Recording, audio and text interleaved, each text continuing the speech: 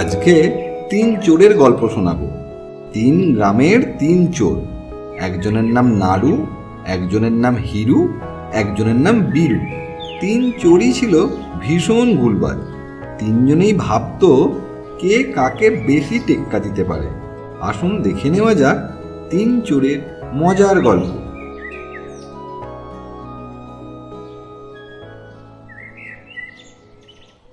জানিস ভাই, গ্রাম বলতে কিন্তু আমাদের গ্রাম। ও ভাই, কিলো গ্রাম, মিলি গ্রাম, ইনস্টাগ্রামেরও নাম শুনেছি। আমাগো গ্রাম বলে তো কিছু কখনো শুনি নাই। আরে গ্রাম বলতে আমি যে গ্রামে থাকি সেই গ্রামের কথা বলছি। কেন ভাই, তোমাগো গ্রামে কি এমন আছে শুনি? আরে সেই কথাই তো বলছি।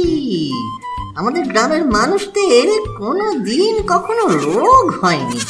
ও, এই কথা। সে তো আমাগো গ্রামেও কোনো ডাক্তার নাই। কেন রে ভাই, তোদের গ্রামে কি সবাই অশিক্ষিত? আরে না না, ব্যাপারখান তা নয়। গ্রামে সবাই যদি সুস্থ থাকে তাহলে ডাক্তাররা কি করবা? তাই তারা গ্রাম ছেড়ে চলে গেছে সব। ও এই ব্যাপার। কিন্তু ভাই নাড়ু, তুই চুপ কেন? কিছু বলছিস না যে?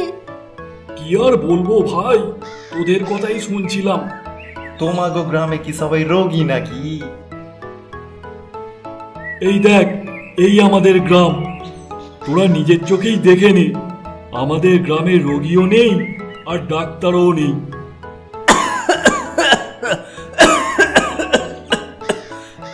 রে নাড়ু, খুব তো বললি তোদের গ্রামে নাকি কোনো রোগী নেই। তাহলে এটা কে? আরে ও তো এখানের এক সময় ডাক্তার ছিল। রোগী না পেয়ে আর দিন চলে না, তাই না খেয়ে খেয়ে ও নিজেই এরকম হয়ে গেছে। কি বুঝলি? ব্যাটা খুব চালাকি করলো। ঠিক আছে, সময় আসুক আমিও বুঝিয়ে দেবো কোন। এই চল চল, একটু বসা যাক, অনেকক্ষণ ধরে হাঁটতেছি।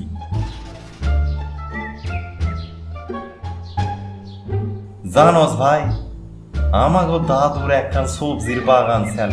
সেই বাগানে এক একটা কপি হতো। এত বড় কপি যে একটা কপি দিয়া 1000 মানুষের তরকারি হয়ে যেত। তুই তোর দাদুর কথা বলছিস? আমার দাদুর কথা শুনতে হবে।